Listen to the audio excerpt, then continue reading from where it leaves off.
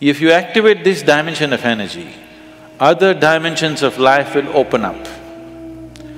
One thing is, are you ready for those dimensions? Kundalini yoga in its essence is the most dangerous form of yoga. I'm saying dangerous because it's the most potent also.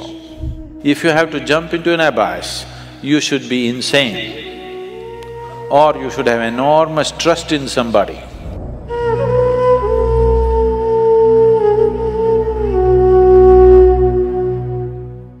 So what is Kundalini? Right now, I'm speaking. This is Kundalini. You are alert and listening. If you are alert and listening, that is Kundalini. A flower is blossoming, that is Kundalini. A dog is barking, that is also Kundalini. Or in other words, the fundamental life force in the existence, we call it Kundalini. Now, within the system, within the human system, if you look at this as a kind of a life package, it's a piece of life. This piece of life is packed in a certain way with layers of this energy. One dimension of energy comes alive immediately because that is necessary for your survival process. The other dimensions of energy will not come alive unless you do something about it. Unless you're aware of it and activate it in a certain way, they do not come into existence. They remain dormant. The dormant energy is way bigger than the energy that is in use right now. To take care of your survival process, to live a physical life completely, to live a complete physical and intellectual life, you need to activate only about 21 of your chakras. Out of this 114, if about 21 of them are on, you will live a complete life. You will not feel any inadequacy. You will live a complete physical life. There'll be no problem with your life. You will think you're a great success, but you're only 21. That is less than 21% out of 114. Less than 20%. At less than 20%, you will feel like a complete life without any inadequacies. The remaining percentage of life, what is it about? It is not even needed if your intention is just to live well. If you activate this dimension of energy, other dimensions of life will open up. One thing is, are you ready for those dimensions? The question is not about whether it's good or bad. The question is just about, are you ready for it? Because even if the best things in life come to your life, when you are not ready for it, it will not be a good thing for you. In your experience, it will not be a good thing if something came to you when you're not ready for it, isn't it so? Even if it's the greatest thing, it may be the greatest thing, but it came to you when you are not ready for it, then it is not a good thing, isn't it? So are you ready for it, is the first question. If you're ready for it, what can we do for it? What can we do to activate? There are various ways of doing this, many ways, but the Kundalini yoga, are people familiar with Kundalini yoga, practicing or… okay. Kundalini yoga, I'm not making a comment about anybody, okay? Kundalini yoga in its essence is the most dangerous form of yoga. I'm saying dangerous because it's the most potent also. What is most potent is always the most dangerous, if improperly handled. There are various kinds of energy in the world right now. Even the electricity is being manufactured produced in so many different ways. One of the ways that we do it is through nuclear reactions, nuclear reactors rather. It is the most efficient way of producing energy that we know right now, but it is also the most dangerous way, isn't it? When things go wrong, they go seriously wrong. When they're going right, it is the easiest And the best way to produce energy on the planet is nuclear energy actually.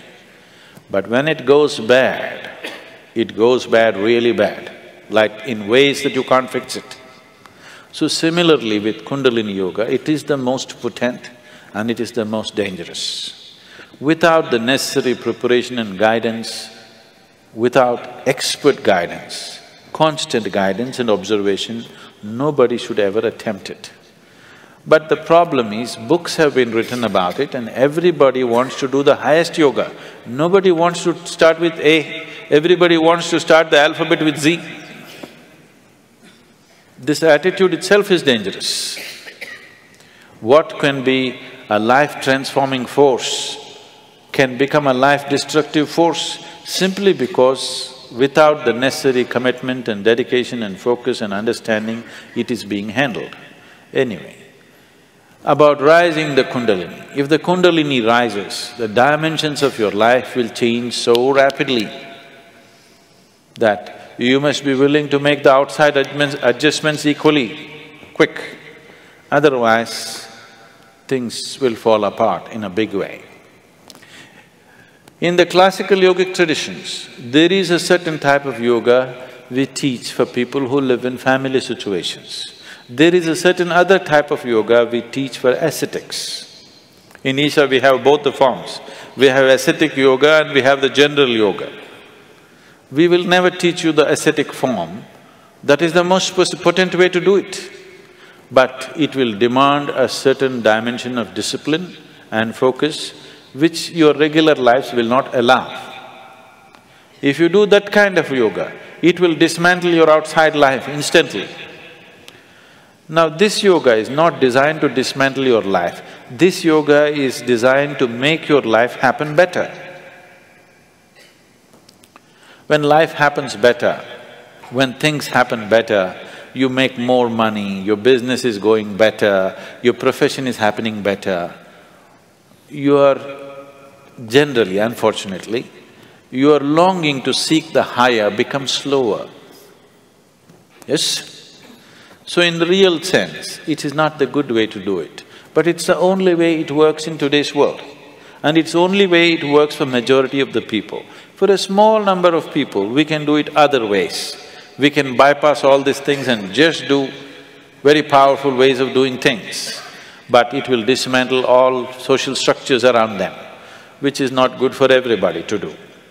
So these are different dimensions. Kundalini Yoga, if it has to be practiced, you must be in a certain kind of atmosphere. You cannot live in social situations and do Kundalini Yoga. Otherwise, in the name of Kundalini Yoga, you're doing something simplistic. Otherwise, Kundalini Yoga can transform the way you are within days. Suddenly you find you are a stranger in your own home within 2 days of practice, because it will change everything about you.